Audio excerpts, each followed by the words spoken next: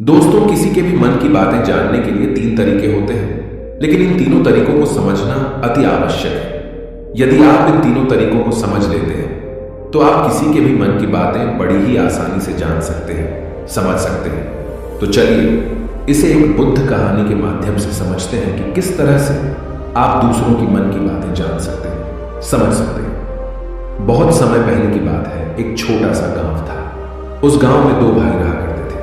बड़ा भाई अंधा था, जिस कारण वो हमेशा घर पर ही बैठा रहता था, और छोटा भाई खेती किया करता था। लेकिन खेतों में अधिक जानवर आने से पूरी फसलें नष्ट हो जाती थी, जिस कारण छोटा भाई बहुत परेशान हो चुका था। तभी उसे एक तरकीब सूझी। एक दिन उसने सोचा, खेतों में से इन जानवर को भगाने के लिए क्यों ना मैं अपने बड़े भाई की मदद लूं। वैसे भी बड़े भाई आते हैं, अगर वह खेत में बैठे रहेंगे और जानवरों की आहट आने पर वो उन्हें जोर से चिल्लाकर भगा सकते हैं, जिससे हमारी फसलें बच सकती हैं। इसलिए उन्हें मैं खेत में बिठा देता हूं।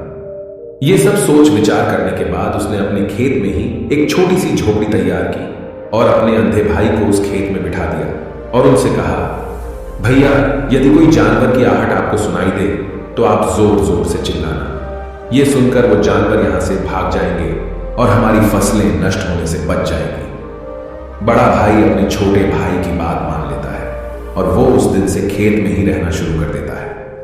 जब भी किसी जानवर की आहट उसे सुनाई देती तो वो तुरंत जोर जोर से चिल्लाना शुरू कर देता, जिससे वो जानवर उसके खेतों से भाग जाते। ऐसा करते करते कई दिन बीत चुके थे। तभी एक दिन उसके खेत में एक हिरण भागता हुआ आता है और वह खेत के बांध को तोड़कर वहां से भाग गया। लेकिन उसी हिरण का पीछा करते हुए एक राजा भी उस खेत में आ पहुंचा। तभी राजा की नजर उस अंधे भाई पर पड़ती है। राजा उस व्यक्ति से कहता है, देखो, मैं यहां पर एक जानवर का पीछा करते हुए आया हूं। क्या तुमने उस जानवर को यहां पर देखा है? इस पर वो व्यक्ति कहता है, हे राजा, मैं तो अंधा हूं, मैं भला किसी जानवर को कैसे देख सकता हूं? लेकिन मैं आपको इतना जरूर बता सकता हूं कि जो जानवर मेरे खेतों से होकर भागा है वो आपके लायक नहीं है। आप उसके पीछे अपना समय यूं ही व्यस्त कर रहे हैं। राजा उस अंधे व्यक्ति की बात सुनकर बड़ा अचरज में पड़ गया। वो ये सोचने लगा कि आखिर ये तो अंधा है, फिर इसे कैसे पता कि जिस हिरण को मैं तलाश रहा हूं वह हिरण मेरे लायक है ही नहीं। ये अंधा व्यक्ति मुझे कैसे बता सकता है? तभी राजा उस अंधे व्यक्ति से कहता है, कहीं तुम मुझसे झूठ तो नहीं कह रहे? एक तरफ तुम ये कहते हो कि तुम अंधे हो और दूसरी तरफ तुम ये भी कह रहे हो कि जो जानवर यहां से भागा है वो मेरे लायक नहीं है। इस पर वो अंधा व्यक्ति कहता है, हे राजा, जिसे आप एक हिरण समझ रहे हैं, असल में वो एक हिरण नहीं है, बल्कि एक हिरणी है, और वो भी गर्भवती है। और जहां तक मुझे ज्ञान है, मैंने कभी किसी राजा को किसी गर्भवती हिरणी का शिकार करते हुए नहीं सुना है। और इसी कारण मैं आपसे ये कह रहा हूं कि वो हिरणी आपके लायक नहीं है। आप उसके पीछे अपना समय व्यर्थ ना करें। यह सुनकर राजा और भी अचरज में पड़ गया। वो ये सोचने लगा कि आखिर ये अंधा आदमी ये कैसे जान सकता है कि वो हिरणी है और गर्भवती है।